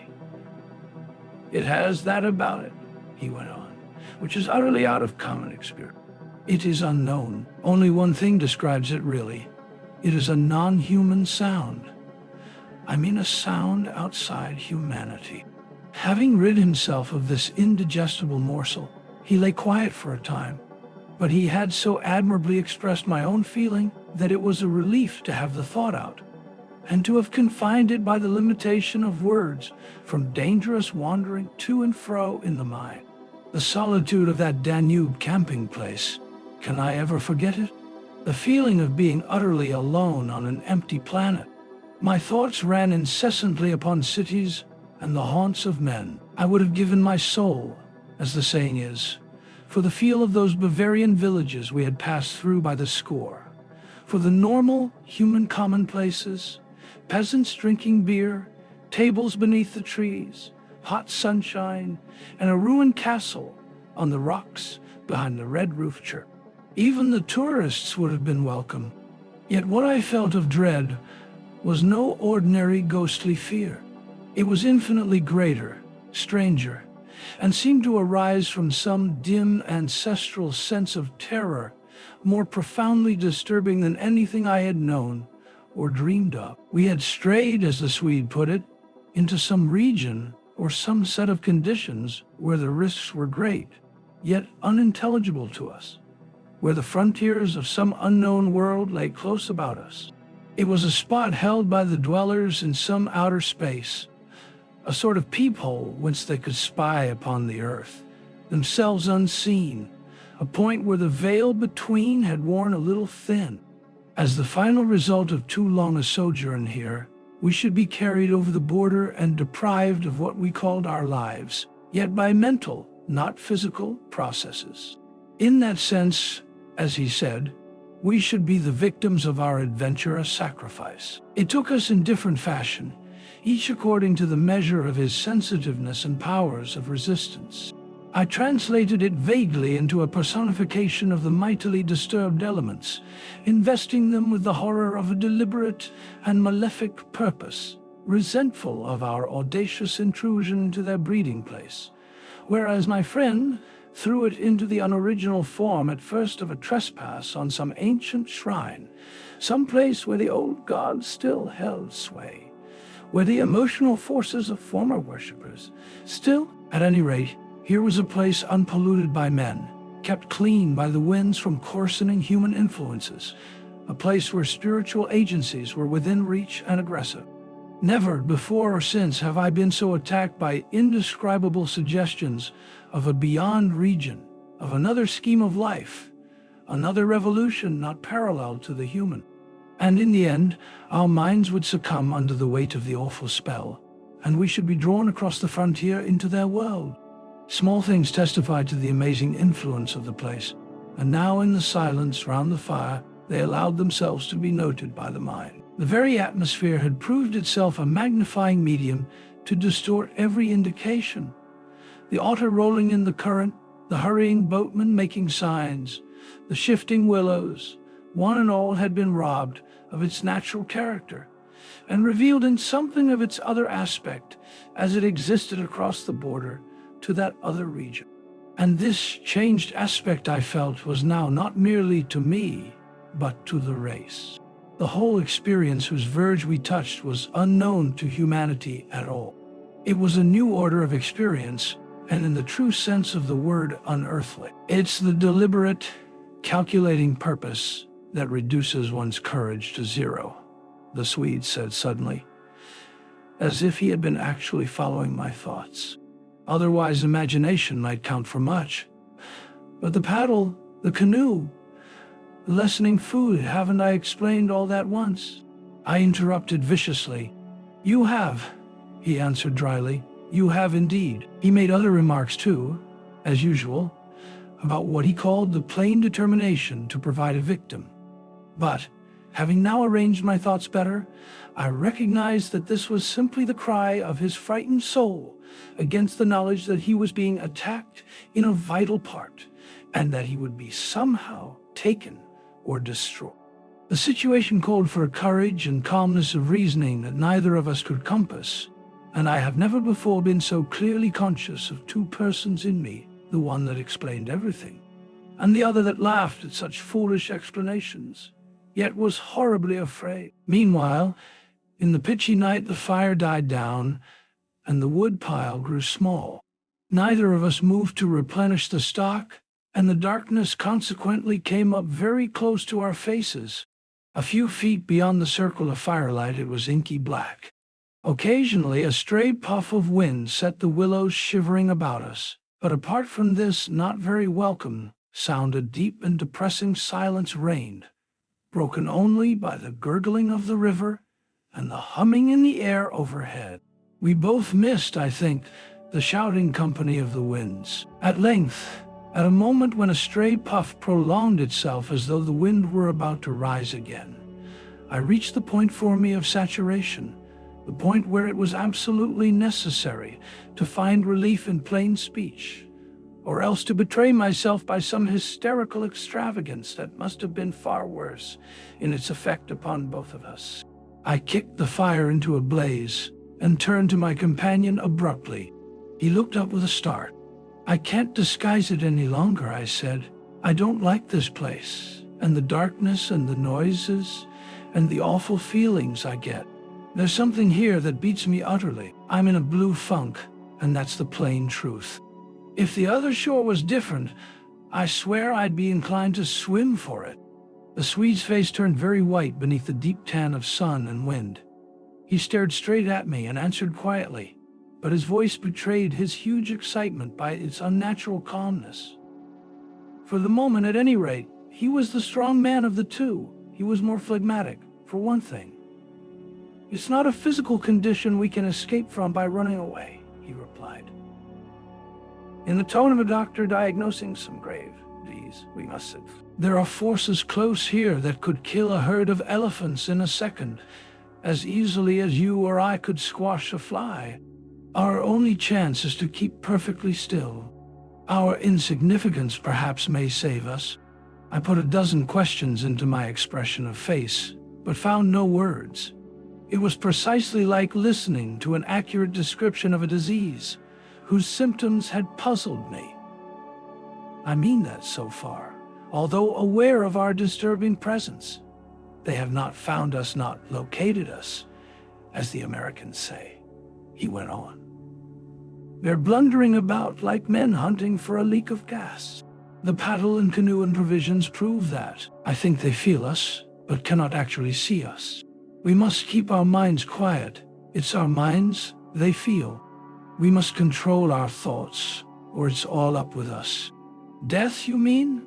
I stammered, icy with the horror of his suggestion. Worse by far, he said. Death, according to one's belief, means either annihilation or release from the limitations of the senses, but it involves no change of character. You don't suddenly alter just because the body's gone. But this means a radical alteration, a complete change, a horrible loss of oneself by substitution far worse than death. And not even annihilation. We happen to have camped in a spot where their region touches ours, where the veil between has worn thin horrors. He was using my very own phrase, my actual words, so that they are aware of our being in their neighborhood. But who are aware? I asked. I forgot the shaking of the willows and the windless calm, the humming overhead, everything except that I was waiting for an answer that I dreaded more than I can possibly explain. He lowered his voice at once to reply, leaning forward a little over the fire, an indefinable change in his face that made me avoid his eyes and look down upon the ground. All my life, he said, I have been strangely, vividly conscious of another region not far removed from our own world in one sense, yet wholly different in kind, where great things go on unceasingly, where immense and terrible personalities hurry by, intent on vast purposes compared to which earthly affairs, the rise and fall of nations, the destinies of empires, the fate of armies, but he instantly overbore me with his torrent that had to come. You think, he said, it is the spirit of the elements, and I thought perhaps it was the old gods. But I tell you now, it is neither. These would be comprehensible entities, for they have relations with men, depending upon them for worship or sacrifice, whereas these beings who are now about us have absolutely nothing to do with mankind. And it is mere chance that their space happened. The mere conception which his words somehow made so convincing as I listened to them there in the dark stillness of that lonely island set me shaking a little all over. I found it impossible to control my movements. And what do you propose? I began again. A sacrifice, a victim, might save us by distracting them until we could get away, he went on, just as the wolves stopped to devour the dogs and give the sleigh another start. But I see no chance of any other victim now. I stared blankly at him. The gleam in his eye was dreadful. Presently he continued. It's the willows, of course. The willows mask the others, but the others are feeling about for us. If we let our minds betray our fear, we're lost utterly. He looked at me with an expression so calm, so determined, so sincere, that I no longer had any doubts as to his sanity. He was as sane as any man ever was. If we can hold out through the night, he added, we may get off in the daylight unnoticed, or rather, undiscovered. But you really think a sacrifice would? That gong-like humming came down very close over our heads as I spoke, but it was my friend's scared face that really stopped my mouth. Hush, he whispered, holding up his hand. Do not mention them more than you can help. Do not refer to them by name. To name is to reveal. It is the inevitable clue, and our only hope lies in ignoring them, in order that they may ignore us. Even in thought, he was extraordinarily agitated. Especially in thought. Our thoughts make spirals in their world. We must keep them out of our minds at all costs, if possible. I raked the fire together to prevent the darkness having everything its own way. I never longed for the sun as I longed for it then, in the awful blackness of that summer night. Were you awake all last night? He went on suddenly. I slept badly a little after dawn, I replied evasively, trying to follow his instructions, which I knew instinctively were true. But the wind, of course I know, but the wind won't account for all the noises. Then you heard it too, the multiplying countless little footsteps I heard, he said, adding, after a moment's hesitation, and that other sound, you mean above? He nodded significantly. It was like the beginning of a sort of inner suffocation. I said, partly, yes. It seemed to me that the weight of the atmosphere had been altered, had increased enormously, so that we should have been crushed. And that, I went on, determined to have it all out, pointing upwards where the gong-like note hummed ceaselessly, rising and falling like wind. "What do you make of that?" "It's their sound," he whispered gravely. "It's the sound of their world, the humming in their region. The division here is so thin that it leaks through somehow. But if you listen carefully, you'll find it's not above so much as around us. It's in the willows. It's the willows themselves humming, because here the willows have been made symbols of the forces that are against us." I could not follow exactly what he meant by this, yet the thought and idea in my mind were beyond question, the thought and idea in his. I realized what he realized, only with less power of analysis than his. It was on the tip of my tongue to tell him at last about my hallucination of the ascending figures and the moving bushes, when he suddenly thrust his face again close into mine across the firelight and began to speak in a very earnest whisper. He amazed me by his calmness and pluck, his apparent control of the situation. This man I had for years deemed unimaginative, stolid. "Now listen," he said. "The only thing for us to do is to go on as though nothing had happened, follow our usual habits, go to bed, and so forth. Pretend we feel nothing and notice nothing. It is a question wholly of the mind, and the less we think about them, the better our chance of escape. Above all, don't think for what you think happens." "All right," I managed to reply, simply breathless with his words and the strangeness of it. "Tell me what you make of those hollows in the ground all about us, those sand funnels." "No," he cried, forgetting to whisper in his excitement. "I dare not, simply dare not, put the thought into words. If you have not guessed, I am glad. Don't try to. They have put it into my mind. Try your hardest to prevent their putting it into yours." He sank his voice again to a whisper before he finished, and I did not press him to explain. There was already just about as much horror in me as I could hold.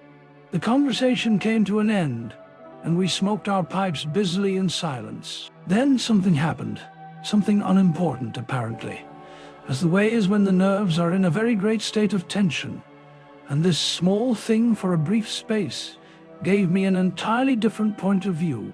I chanced to look down at my sand shoe, the sort we used for the canoe, and something to do with the hole at the toe suddenly recalled to me the London shop where I had bought them, the difficulty the man had in fitting me, and other details of the uninteresting but practical operation. At once, in its train, followed a wholesome view of the modern skeptical world I was accustomed to move in at home. I thought of roast beef, an ale, motor cars, policemen, brass bands, and a dozen other things that proclaimed the soul of ordinariness or utility. The effect was immediate and astonishing even to myself. Psychologically, I suppose, it was simply a sudden and violent reaction after the strain of living in an atmosphere of things that to the normal consciousness must seem impossible and incredible. But, whatever the cause, it momentarily lifted the spell from my heart and left me for the short space of a minute, feeling free and utterly unafraid. I looked up at my friend opposite. "You damned old pagan!" I cried, laughing aloud in his face. "You imaginative idiot! You superstitious idolater!" I stopped in the middle, seized anew by the old horror. I tried to smother the sound of my voice as something sacrilegious. The Swede, of course, heard it too, the strange cry overhead in the darkness, and that sudden drop in the air as though something had come nearer. He had turned ashen white under the tan. He stood bolt upright in front of the fire, stiff as a rod, staring at me. After that, he said in a sort of helpless, frantic way, "We must go. We can't stay now. We must strike camp this very instant and go on down the river." He was talking, I saw, quite wildly, his words dictated by abject terror, the terror he had resisted so long, but which had caught him at last. "In the dark?" I exclaimed, shaking with fear after my hysterical outburst. but still realizing our position better than he did. Sheer madness. The river's in flood, and we've only got a single paddle. Besides, we only go deeper into their country.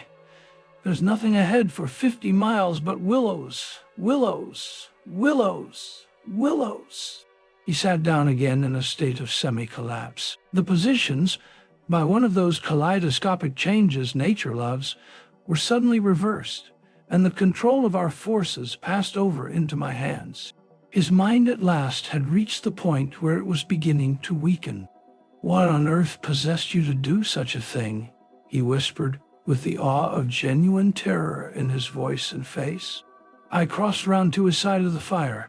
I took both his hands in mine, kneeling down beside him and looking straight into his frightened eyes.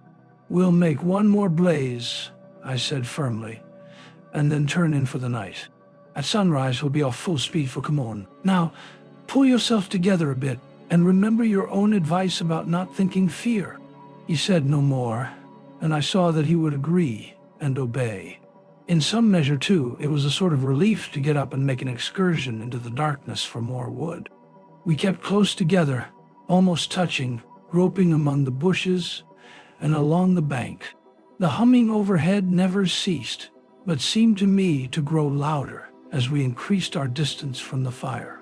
It was shrubbery work. We were grubbing away in the middle of a thickish clump of willows where some driftwood from a former flood had caught high among the branches, when my body was seized in a grip that made me half drop upon the sand. It was the Swede. He had fallen against me and was clutching me for support. I heard his breath coming and going in short gasps. "Look, by my soul," he whispered, and for the first time in my experience, I knew what it was to hear tears of terror in a human voice. He was pointing to the fire some 50 feet away. I followed the direction of his finger, and I swear my heart missed a beat. There, in front of the dim glow, something was moving. I saw it through a veil that hung before my eyes, like the gauze drop curtain used at the back of a theater, hazily a little. It was neither a human figure nor an animal. To me, it gave the strange impression of being as large as several animals grouped together, like horses, 2 or 3, moving slowly. The Swede, too, got a similar result, though expressing it differently, for he thought it was shaped and sized like a clump of willow bushes, rounded at the top, and moving all over upon its surface, coiling upon itself like smoke, he said afterwards. I watched it settle downwards through the bushes. He sobbed at me. "Look, by God, it's coming this way. Oh, oh, oh," he gave a kind of whistling cry. "They found us." I gave one terrified glance, which just enabled me to see that the shadowy form was swinging towards us through the bushes, and then I collapsed backwards with a crash into the branches. These failed, of course, to support my weight, so that with the Swede on top of me, we fell in a struggling heap upon the sand.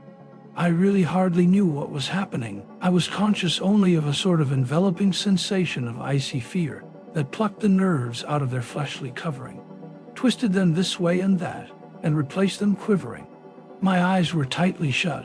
Something in my throat choked me, a feeling that my consciousness was expanding, extending out into space, swiftly gave way to another feeling that I was losing it altogether and about to die. An acute spasm of pain passed through me, and I was aware that the Swede had hold of me in such a way that he hurt me abominably. It was the way he caught at me in falling, but it was the pain, he declared afterwards, that saved me. It caused me to forget them and think of something else at the very instant when they were about to find me. It concealed my mind from them at the moment of discovery, yet just in time to evade their terrible seizing of me. He himself, he says, actually swooned at the same moment, and that was what saved him.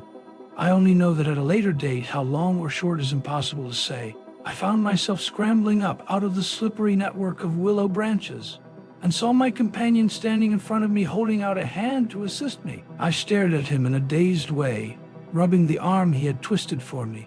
Nothing came to me to say, somehow. I lost consciousness for a moment or two, I heard him say. That's what saved me.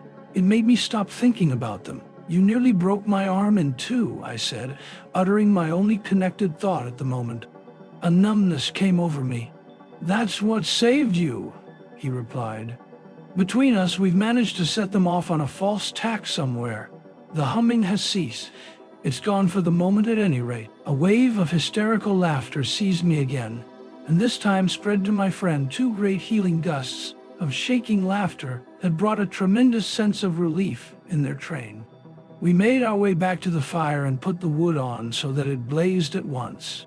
Then we saw that the tent had fallen over and lay in a tangled heap upon the ground. We picked it up, and during the process tripped more than once and caught our feet in sand. It's those sand funnels, exclaimed the Swede. When the tent was up again, and the firelight lit up the ground for several yards about us. And look at the size of them, all round the tent, and about the fireplace where we had seen the moving shadows there, were deep funnel-shaped hollows in the sand, exactly similar to the ones we had already found over the island, only far bigger and deeper, beautifully formed, and wide enough in some instances to admit the whole of my foot and leg. Neither of us said a word. We both knew that sleep was the safest thing we could do, and to bed we went accordingly without further delay, having first thrown sand on the fire and taken the provision sack and the paddle inside the tent with us. The canoe, too, we propped in such a way at the end of the tent that our feet touched it, and the least motion would disturb and wake us. In case of emergency, too, we again went to bed in our clothes, ready for a sudden start. Chapter 5. It was my firm intention to lie awake all night and watch, but the exhaustion of nerves and body decreed otherwise, and sleep after a while came over me with a welcome blanket of oblivion. The fact that my companion also slept quickened its approach. At first he fidgeted and constantly sat up, asking me if I heard this or heard that. He tossed about on his cork mattress and said the tent was moving and the river had risen over the point of the island. But each time I went out to look, I returned with the report that all was well, and finally he grew calmer and lay still. Then at length his breathing became regular, and I heard unmistakable sounds of snoring, the first and only time in my life when snoring has been a welcome and calming influence. This, I remember, was the last thought in my mind before dozing off. A difficulty in breathing woke me, and I found the blanket over my face. But something else besides the blanket was pressing upon me, and my first thought was that my companion had rolled off his mattress onto my own in his sleep. I called to him and sat up, and at the same moment it came to me that the tent was surrounded. That sound of multitudinous soft pattering was again audible outside, filling the night with horror. I called again to him, louder than before. He did not answer, but I missed the sound of his snoring, and also noticed that the flap of the tent was down. This was the unpardonable sin. I crawled out in the darkness to hook it back securely, and it was then, for the first time, I realized positively that the Swede was not here. He had gone. I dashed out in a mad run, seized by a dreadful agitation, and the moment I was out, I plunged into a sort of torrent of humming that surrounded me completely and came out of every quarter of the heavens at once. It was that same familiar humming gone mad. A swarm of great invisible bees might have been about me in the air. The sound seemed to thicken the very atmosphere, and I felt that my lungs worked with difficulty. But my friend was in danger, and I could not hesitate. The dawn was just about to break, and a faint whitish light spread upwards over the clouds from a thin strip of clear horizon. No wind stirred. I could just make out the bushes and river beyond, and the pale sandy patches. In my excitement, I ran frantically to and fro about the island, calling him by name, shouting at the top of my voice the first words that came into my head. But the willows smothered my voice, and the humming muffled it, so that the sound only traveled a few feet round me.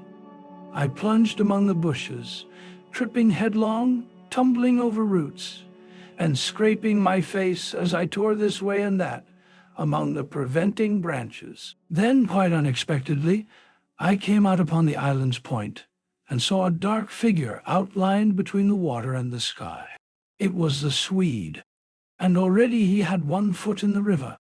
A moment more, and he would have taken the plunge. I threw myself upon him, flinging my arms about his waist and dragging him shorewards with all my strength. Of course he struggled furiously, making a noise all the time, just like that cursed humming, and using the most outlandish phrases in his anger about going inside to them, and taking away of the water and the wind, and God only knows what more besides, that I tried in vain to recall afterwards, but which turned me sick with horror and amazement as I listened. But in the end, I managed to get him into the comparative safety of the tent, and flung him breathless and cursing upon the mattress, where I held him until the fit had passed. I think the suddenness with which it all went, and he grew calm, coinciding as it did with the equally abrupt cessation of the humming and pattering outside. I think this was almost the strangest part of the whole business, perhaps, for he had just opened his eyes and turned his tired face up to me, so that the dawn threw a pale light upon it through the doorway, and said, for all the world just like a frightened child, "My life, old man, it's my life I owe you, but it's all over now anyhow. They've found a victim in our place." Then he dropped back upon his blankets and went to sleep literally under my eyes. He simply collapsed and began to snore again as healthily as though nothing had happened, and he had never tried to offer his own life as a sacrifice by drowning. And when the sunlight woke him 3 hours later, hours of ceaseless vigil for me, it became so clear to me that he remembered absolutely nothing of what he had attempted to do, that I deemed it wise to hold my peace and ask no dangerous questions. He woke naturally and easily, as I have said, when the sun was already high in a windless hot sky, and he at once got up and set about the preparation of the fire for breakfast. I followed him anxiously at bathing, but he did not attempt to plunge in, merely dipping his head and making some remark about the extra coldness of the water. "River's falling at last," he said, "and I'm glad of it." "The humming has stopped too," I said. He looked up at me quietly with his normal expression. Evidently he remembered everything except his own attempt at suicide. "Everything has stopped," he said, because he hesitated. But I knew some reference to that remark he had made just before he fainted was in his mind, and I was determined to know it. "Because they found another victim?" I said, forcing a little laugh. "Exactly," he answered. "Exactly. I feel as positive of it as though I feel quite safe again. I mean," he finished. He began to look curiously about him. The sunlight lay in hot patches on the sand. There was no wind. The willows were motionless. He slowly rose to feet. "Come," he said. "I think if we look, we shall find it." He started off on a run, and I followed him. He kept to the banks, poking with a stick among the sandy bays and caves, and little backwaters, myself always close on his heels. "Ah!" he exclaimed presently. The tone of his voice somehow brought back to me a vivid sense of the horror of the last 24 hours, and I hurried up to join him. He was pointing with his stick at a large black object that lay half in the water and half on the sand. It appeared to be caught by some twisted willow roots so that the river could not sweep it away. A few hours before, the spot must have been underwater. "See," he said quietly, "the victim that made our escape possible." And when I peered across his shoulder, I saw that his stick rested on the body of a man. He turned it over. It was the corpse of a peasant, and the face was hidden in the sand. Clearly the man had been drowned, but a few hours before, and his body must have been swept down upon our island somewhere about the hour of the dawn, at the very time the fit had passed. "We must give it a decent burial, you know." "I suppose so," I replied.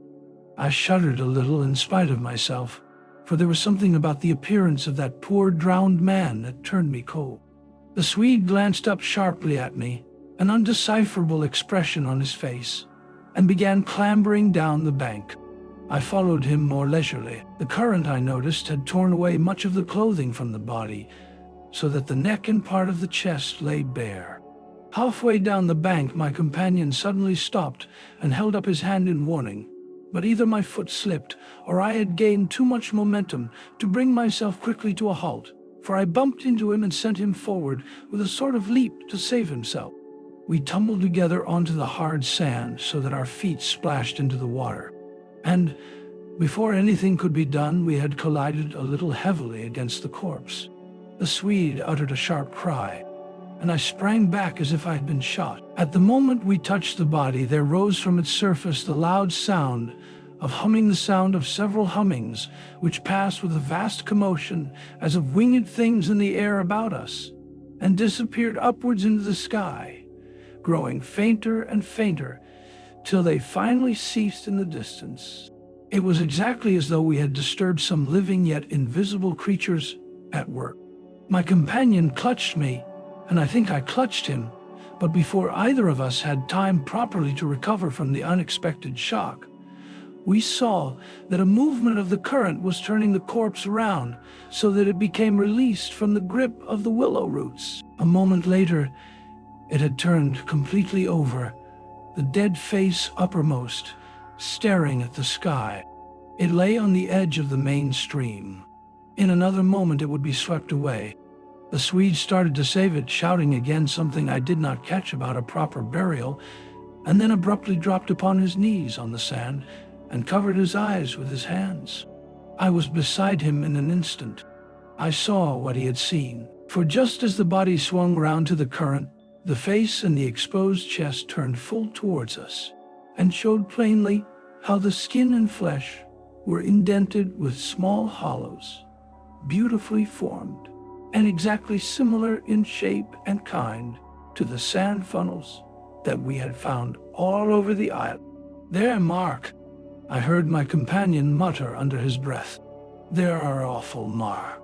And when I turned my eyes again from his ghastly face to the river, the current had done its work, and the body had been swept away into midstream and was already beyond our reach and almost out of sight, turning over and over on the waves like an otter.